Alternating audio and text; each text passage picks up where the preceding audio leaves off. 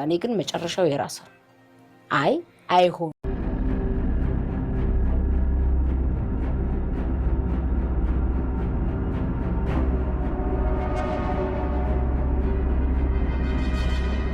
አንቺ ግን ምንም የምትለወጪ ሰው አይደለሽም። ምንም አልተለወጥሽም።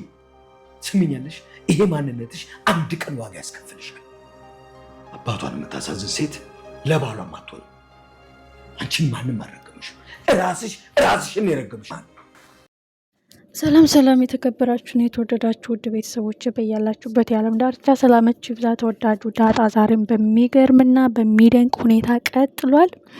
ወይዘሮ ማርታ አሁን ከባድ ጥርጣሬ ውስጥ የምትገባበት ሁኔታ ላይ ደርሰዋል። ሰላምዬ፣ ደረጀ፣ ወይዘሮ ማርታ ሁሉም ተፋጠዋል። ሰላምዬ እስከ ዛሬ ታግሰንሻል፣ አሁን ግን የቁርጥ ቀኑ ነው። ሰላምዬ አሁን ካልተናገርሽ የእውነትም ችግር አለ።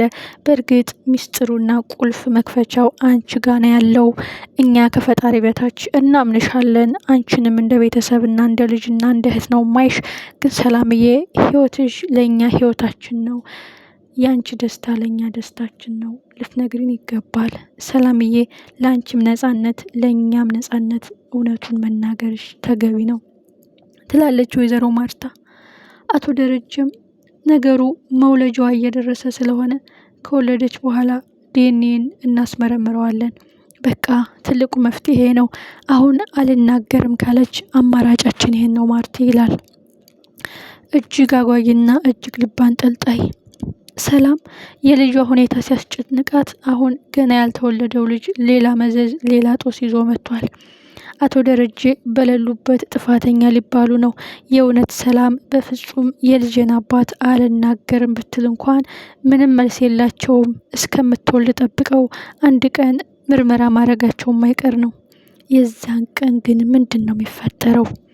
የዛን ቀን ግን ምንድን ነው የሚወጣው? ጋሽ ደረጀ እውነታውን ቀመሩን የምታውቀው ሰላም ናት። ግን እሳቸው ምንም የሚያውቁት ጉዳይ የለም። ወይዘሮ ማርታም ትላለች አንተ ስለወንክ ነው ደሬ የታገስከኝ። እንዳህያጡት 2 ልጆች ብቻ ሰጥቼህ ሀብት ሞልቶን ተርፎን ለሌላ ተርፈን ለሌላ ነው እየኖርን። እኛ ግን በ2 ልጆች ብቻ መቅረታችን እንዴት አላጎደልኩህም?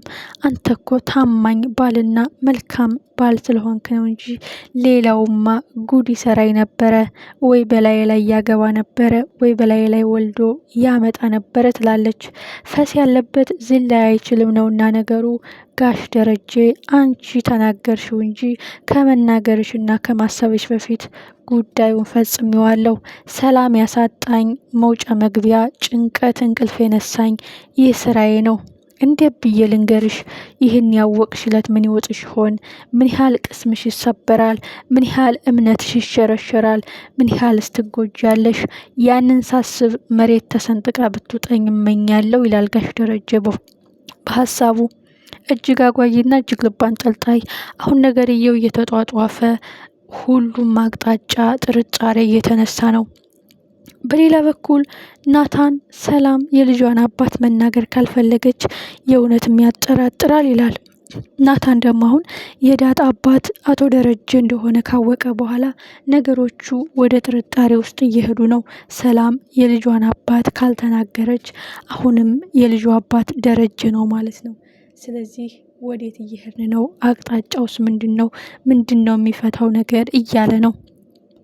ትልቁ ጉዳይ ደግሞ አቢጌል ናት። ናታን በስካር መንፈስ ሆድ የያዘውን ብቅል ያወጣዋል ነውና ነገሩ።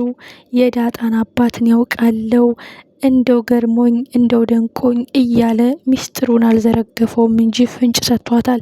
አቢጌል ደግሞ ይሄን ፍንጭ ካገኘች ጎልጉላ ማውጣቷ የማይቀር ጉዳይ ነው። ምናልባችም በድጋሜ ምርመራም ልታካሄድ ትችላለች በድብቅ። እጅግ አጓጊና እጅግ ልብ አንጠልጣይ።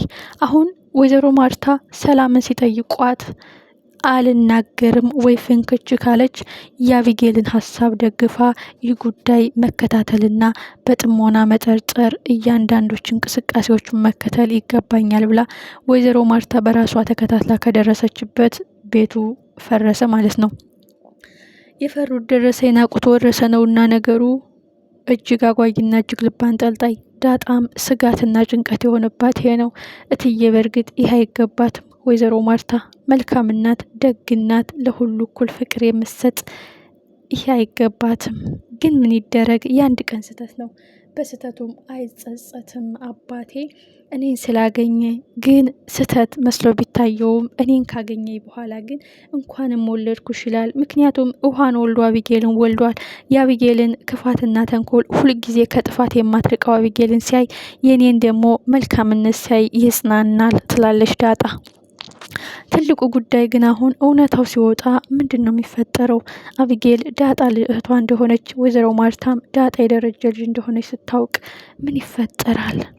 ወይስ ወይዘሮ ሰላም ይሄን ከጠየቋት በኋላ በቃ እናንተንም አንገት ከማስደፋ ለጎረቤት አሜት ለሰፈር ወሬ ከምሰጣችሁም በቃ እወጣለው፣ እስከዛሬ ታገስኩት መልስ አግኝቻለሁ በማለት ሚስጥሩን እንደደበቀች ወጥታ፣ ዳጣ ግን እኔ ጋር ልትኖር ይገባል፣ እየመጣች ትጠይቃችኋለች ብቻዬን ከምሆን በማለት ሰበብ ሀሳብ ባሷ ጋር እንድትኖር ታረግ ይሆን ወይስ በፍጹም መቃብሬ ጋ ነው አብሮ የሚወርደው ትል ይሆን?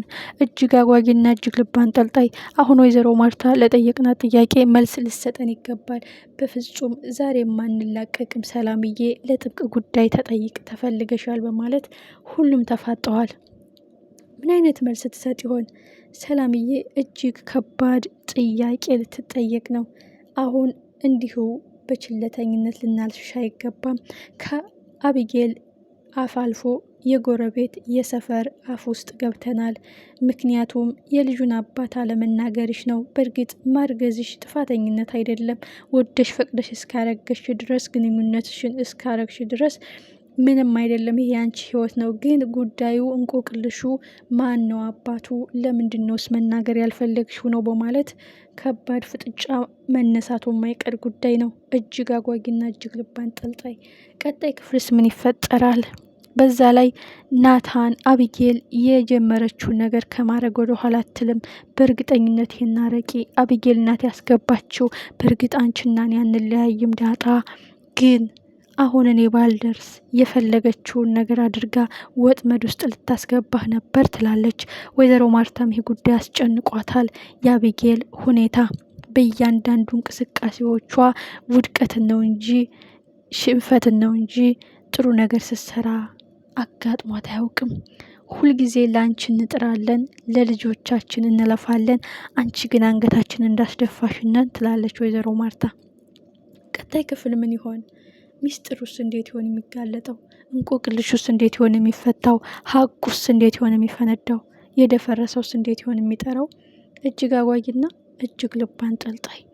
እኔ አሁን በግሌ ወይዘሮ ማርታ እጅጉን ያሳዘነችኝ። አስቡት፣ ዳጣ እንደ ልጅ እየኖረች፣ ደረጀ እንደ ባል እየኖረ ሚስጥሩን ደብቋት፣ ሰላምዬ እንደ እህት እየቀረበቻት፣ እሷ ግን በጣም ብዙ የተደበቀ ሚስጥር ሲወጣ ምን ያህል ልብ ይሰብራል፣ ምን ያህል ይጎዳል። ላትጠገን መሰበር፣ ላትነሳ መውደቅ። እጅግ አጓጊ፣ እጅግ ልብ አንጠልጣይ፣ ብዙዎቻችን የምንማርበት አይተንም ብዙ ያተረፍንበት፣ እያንዳንዳችን የየራሳችን ህይወት የምንፈትሽበት። እምነት ይጎዳል ወይስ ይጠቅማል? ቀጣይ ክፍል